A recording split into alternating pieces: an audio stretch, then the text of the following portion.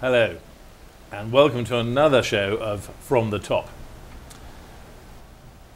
Generally speaking, the guests that I have succeeded in jobs and ways of life that we all know, in fact, often are encouraged to do while we're at school or by our parents.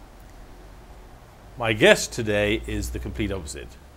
He's succeeded in something which most of us wouldn't dream of doing. I'm very pleased to welcome Derek Hatfield. Thank you, John. And Derek Hatfield sails around the world by himself. He's one of the best, he's certainly Canada's best, what I would call solo sailor. And I'm hoping, Derek, you can tell us how on earth you ever got that, why you want to do it, because I can't imagine anything so terrifying. But let me just start at the beginning. New Brunswick, is that where you come from? Yes, grew up in New Brunswick in the Maritimes, and went to school in central New Brunswick in Nakawik, and graduated from there and right on into the RCMP. Now, yes, you jumped straight into that. Most people are thinking, well, the guy grew up with salt in his hair, he must have had a sailing background. Did your family sail? Actually not. Grew up on the St. John River, just outside of Fredericton, and always around the water. And my father was a woodlands manager and always working in the woods, so I actually never saw the ocean until I was about 16 or 17. So we would go down to St. Andrews, New Brunswick, and play in the sand there on the beaches, but never went out on the ocean and didn't really think about it.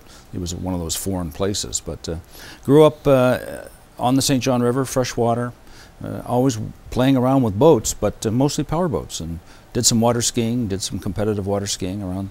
Built myself a ski jump on the river and just played on the water. So at that stage in your life, when you were at school and you were starting to enjoy that thing, were you thinking of sailing? What was your plan? Not at all. I never really thought about sailboats very much. Obviously knew about sailboats, but never set foot in one until I was 24. So growing up in New Brunswick, always hanging around with my father and going to the woods with him and working around with equipment and working on the farm in the summertime. My first job was on a chicken farm, and when I was 14. Next job was in the provincial park in the campground. So never dreamt about going to sea. What was your plan? You're 15 or 16. Were you doing well at school? Were you bright? Average, I think. Very active in sports. I was captain of the volleyball team, captain of the basketball team, and doing track and field and really participating a lot. I think that hindered me from doing very well academically. So let's get the timing right. So you were in the LCMP for how long? 16 years. Wow. Yeah. Here in Toronto, based in Toronto? All in Ontario, yes. Basically out of Toronto and Chatham. And I traveled a lot. So let's look at the other side of your life then. Did you get married? I did. Got married very young, actually, at 21. And as soon as the RCMP allowed me to get married, I married a woman from here, from Toronto, and had 2 children. When you say allowed you, what was the age? Well, they had 21. You weren't allowed to get married to it? That's right. So you married living in Chatham or living in Toronto? In Chatham. I started in Chatham, came to Toronto, and through all this work, the marriage didn't last very long, 5 years, but I had 2 boys at that time, so balancing, although it didn't, looking in hindsight, wasn't much of a balance. I was working most of the time and traveling, and the children were young, and then the marriage dissolved. But then I became a part-time dad, of course, weekends. Okay, so here you are, traveling around the world. At this stage, fraud squad or? Drug squad. Drug squad's good. Yep. Are you still avoiding yachting, sailing, Well, exactly. boating? Like I say, I never started sailing until I was 24 or 25. Yeah. And I was living in Whitby at the time, and a neighbor took me sailing for the very first time out of the Whitby Marina, and it was just a small little boat. But he had a real passion. He was from the UK, had a young wife, and they were married there, and he was a cabinet maker. And he was very focused on building a boat and going sailing around the world. And so I think I kind of got that inspiration from him, because him and I would go out on the Lake Ontario out of Whitby and sit out there at nighttime and dream about going sailing around the world. And he started that whole thing for me. So without him, you'd probably still be a senior guy in the RCMP. Well, exactly. Would have never discovered sailing at all. Amazing. But I have to say, if you take hockey or basketball, yeah, very quickly you see someone has the talent to be good. Yes. Is there such a thing in sailing that this Whitby guy saw you had a talent, or is it just you just did lots of it? We just did lots of it, and I think sailing is one of those things that it's a very technical thing to do well, and a lot of good sailors start very young in dinghies, and I think the best sailors in the world have started when they were 7 or 8 or 9 years old and sailing a pram of some kind, and they come up through the ranks. Sailing, I think, is all about experience and time on the water. You can study and learn about sailing and take courses on navigation and all those things, and I did all those basic things. But it's all about experience and building and learning. I guess the same as any being good at anything. You have to experience and you have to train and you have to just keep learning all the time. So we're back to Whitby then. Here you are in this, how big was this boat? The one you 21 built? feet. Little 21-foot boat. Nice, calm Ontario Lake, probably in the summer. Yeah. Reasonably warm. Yeah. Although Lake Ontario can be, it can whip it up. I've sailed all the world now, and Lake Ontario is a good place to learn to sail because it can be quite dangerous. So this is a weekend thing now. You're practically every weekend you're out on the water. Were you doing racing as well? Started racing, yes, with competitively with other teams, just volunteering as crew. Right. And my philosophy has always been you cannot get to be any better sailor unless you're sailing with better people, sailors that are better than yourself. So it's a natural learning thing. So I was always sailing with other people and learning from them and absorbing all that information. I drove to Newport in 1986 and watched the start of the first race around the world. And I looked at these boats and looked at these guys heading off around the world, and I just couldn't believe it. I just thought, how does this happen? How can they do this? Sail around the world on these sailboats. And I still remember that very clearly. And driving back from Newport and driving back to Toronto thinking, I've got to somehow get to the stage where I can do this, or not maybe sail around the world, but just the single-handed aspect. And racing single-handed, I guess I was drawn to that almost immediately, although I realized I need to sail with other people to get better. But the single-handed aspect, when you take a boat away from the dock and you put up the sails, you start the race by yourself, you complete the race, you do all the tactics, you analyze the weather, the food and the nutrition and the nutritional aspects of it, the sleep, and you manage all of those things, and it all comes together. When you cross the finish line, the sense of accomplishment is huge. Like, it's just such a good feeling, fulfilled feeling of all that stuff came together, and you've done well. Like, you maybe didn't win, but you've done just it. Finishing is a huge thing, and everybody that experiences that says the same thing, that it's a very important thing in their life. Derek, we'll take a break now. You're watching From the Top, and we'll be back after this.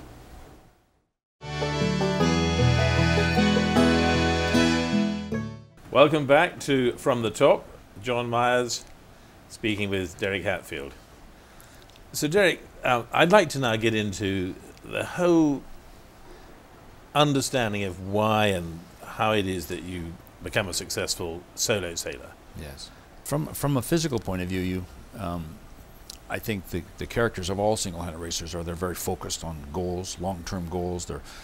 I call them AAA types that are very detail-oriented, and they really need to accomplish things, but small little details are very important. The psychological factors of racing around the world single-handed or doing any solo sailor and being good at it, I think, is the bigger issue for all of the competitors. And you mentioned the family aspect of it. You need that support from home because it's a very self-centered thing that we do. You know, you're there by yourself, and I always use the analogy of a Formula One driver. You have the driver, who's always the focal point of the media, gets all the attention, but behind the scenes there's mechanics, electricians, people who know how to build a Formula One car, and without them the driver's not going to do very much and won't succeed. The same as single-handed racing around the world. The skipper is the kind of the leader and the focal point, and sometimes he's not even the leader. There may be a CEO of the team, and the skipper is the hired gun. because he's good at what he does. Same thing happens here. He's the sailing master, if you like. Exactly. Yeah. Or the CEO of the team. In professional terms, single-handed racing, getting away from just being a yachtsman or being independently wealthy, which I'm not, and none of the skippers are, they're a sports marketing machine. They have to be good in the media. They have to be able to do talks and interviews and things like that, plus be able to sail the boat fast and handle all these different aspects: nutrition, sleep, tactics, weather analysis, all of these things they have to become experts at. What draws me to it is the sense of accomplishment and achievement, and I think it's of doing a project that's 5 years long. Each major race around the world takes 3 to 5 years to prepare for, find the sponsors, get the boat prepared, and then do the race. Getting to the start line is the biggest part of this, the biggest deal.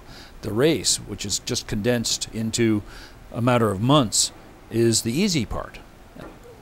What would you say to youngsters watching today, that it is actually something that involves lots of people, that it's something that you could do and get tremendous satisfaction from? Well, it is. And first of all, if you love sailing and you're kind of drawn to sailing, not many people are drawn to the single-handed aspect because they don't want to be alone. They don't want to go sailing by themselves because it's a pastime that they want to share with other people, and they get enjoyment out of that sharing.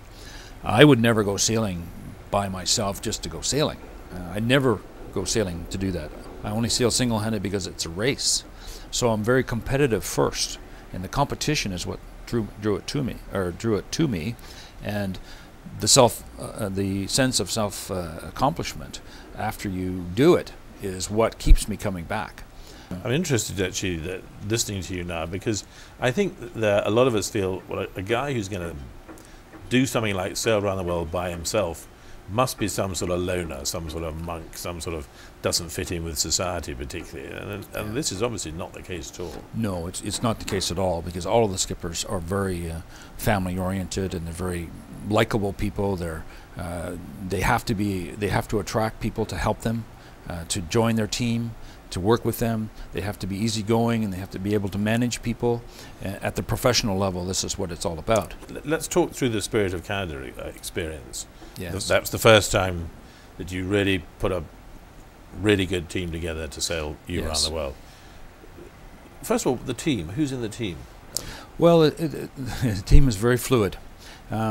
It's amazing to me, and what I discovered very early on, people were attracted, I guess, to me because of my focus on what I was doing.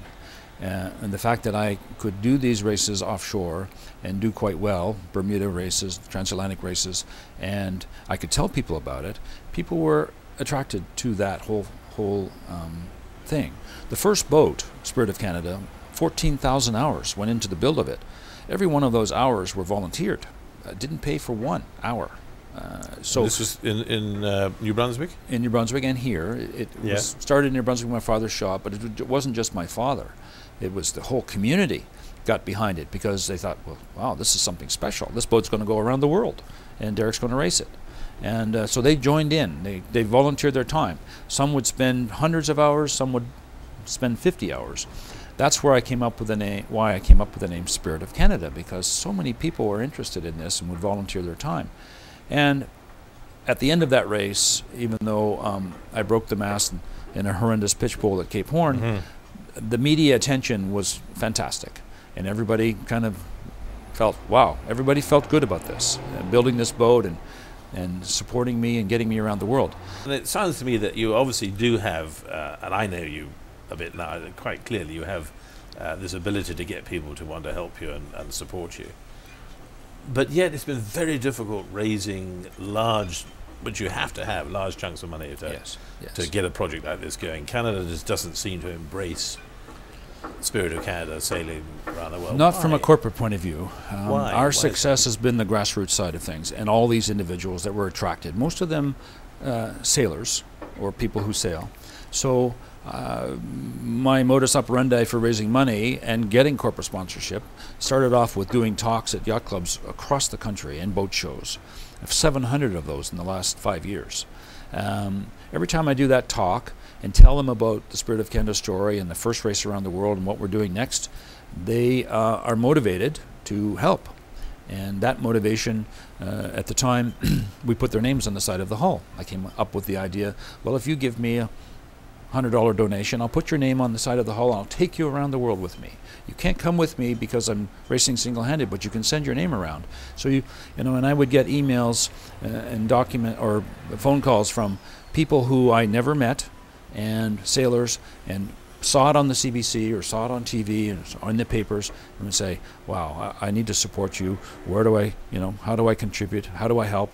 And I can remember getting an email from a lady in Calgary, and I think she was an elderly lady, and not a sailor, but she said, you're doing this fantastic thing for Canada. You're representing Canada around the world by sailing in this race.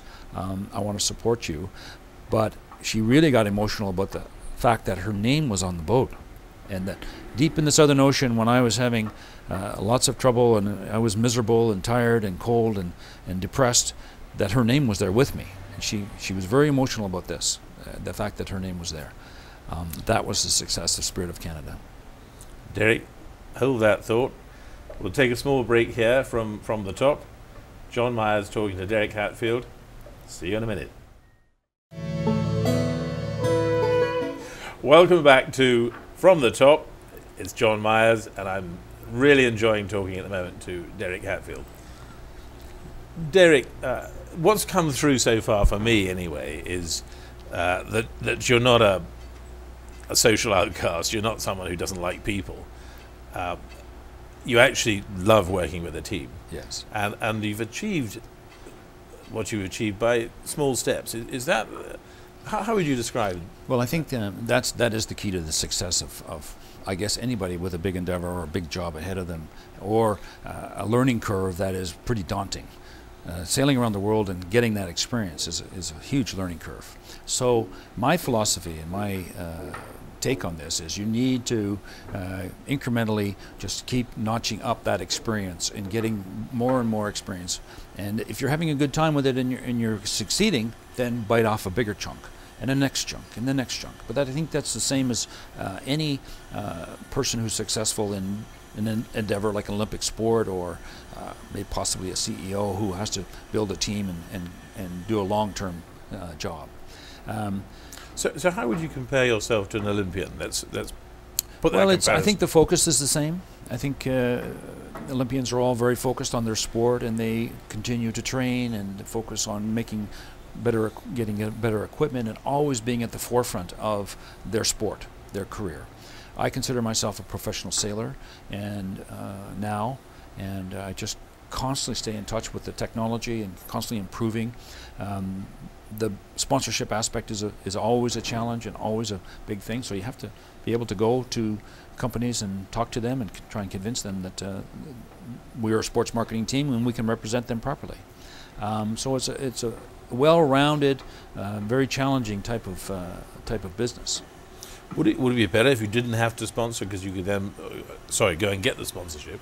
Because presumably then you could spend more time getting experience on the water. That's always the trouble with any Olympian or any professional person or race car driver who needs sponsorship in order to perform in his sport. That's always and for every car driver, Formula One driver that is successful, there's probably 100 or 200 behind him that's not successful, that has the ability to drive the car fast and be good, but never makes it because the sponsorship is not there, or there's no positions. Same as this sport. It's very extreme. It's not recognized as a professional sport in North America per se. It's very localized in France. It's supported there in a big way. We have lots of sailors in Canada, and this is the catch-22 on getting sponsorship in Canada. For instance, you need the masses to be involved, to be interested in watching it. You need the media to report to the masses and get them interested, and that's when the sponsor becomes interested. So it's a kind of a circle. If any one of those things are not there, and here we don't have the masses involved and interested in this kind of endeavor because they don't understand it, and so you don't have the media that reports on it, and hence you don't get the sponsors to support it. Now, you mentioned that it takes 5 years Yes. Would that put people off? I mean, most people, if they're great at some sport, within a couple of years, they're playing that sport fairly regularly. Yes. And it sounds as though there's a 4-year training yes, and then the race. If you're really fortunate enough to find the sponsors, you can actually do a lot of training and a lot of races, smaller races in between. And so it's a long evolution, but it takes a long time to find the boats, prepare yourself. So typically single-handed racers who go around the world only do 2 or 3 races, maybe only 1, and then they move on to something else. I've participated in 3 now. You know, I want to keep Spirit of Canada going, so now I want to mentor younger skippers and bring them up and pass that experience on and help them and give them a lift up and mentor them. So is there a new Spirit of Canada? What's the state at the moment? We have the 3rd Spirit of Canada, which we now have. We're doing training with, and we're waiting for the next race to be announced. So we're going to keep it going. It hasn't been announced yet. No, that's right. So we don't know where it's going to leave from, where the stops are, who the sponsors are. So you really can't sell a package where you don't know the information of what you're doing. Now, we haven't actually talked about the bit that you said that's the easy bit, the race. The race, yes. I mean, I've done a bit of sailing by myself, but literally for half an hour, at the end of which I thought, God, I'm glad I haven't got to go any further than this. I mean, the idea of monster seas in the Southern Ocean by yourself. Were there huge chunks of time where you thought, what the hell am I doing? Well, it's as I look at everything, and the boat is a system. It has a number of systems that operate, and I've talked a bit about the nutrition and the sleep, and you know, I work with a nutritionist on my health, a sleep therapist on how to do these cat naps. That's a lot about experience, weather analysis, tactics, maintaining the boat, building the boat. All of those things are like a microcosm of the bigger unit of racing around the world. So you have to be experienced in all those areas. And I look at it very pragmatically that you have to really practice every one of those things. And then it all comes together when you actually do the race. When you race around the world the first time, there's a huge fear that you're going to quit, that it'll overcome you, and you won't be able to make it around. But once you've gone around the world and finished a race, you now know that you can do this. So in the next race around the world, you really start to work on performing and really raise the bar for yourself in all those different areas. So I just go at it very methodically, very focused on all those issues and with those. You know, it's always described, I think, in certain single-handed racing terms, we're very ordinary people doing an extraordinary thing. And I think that's the best description of what single-handed racers are. Would you describe round the world sailing as being a good foundation for someone later in life? What characteristics would it give him? Yeah, no, it's very difficult to say that, and I think until you start to experience it, it would be hard to project yourself into that scenario until you start to experience single-handed racing or sailing, and I think you have to be older to do that, have that experience to get to do that. That came out. I mean, the amount of time it takes to prepare, the steps along the way. I don't think you can just wake up one day and say, okay, I'm going to race around the world. For the next 20 years. Yeah, I don't think there would be any desire to do that. But it's a very frightening sport. Well, maybe that's what it is. Derek, thank you very much indeed for being with us. Good luck. My pleasure. Thank you very much. And I hope people who see this will realize that it's a tremendous thing as a team as well as just for you, for Canada. Yes. And all the best. Thank you very much. I appreciate it. So you've been watching From the Top. My guest today was Derek Hatfield, Canada's #1 round the world sailor alone. We wish him the best of luck, and I hope to see you in the next show.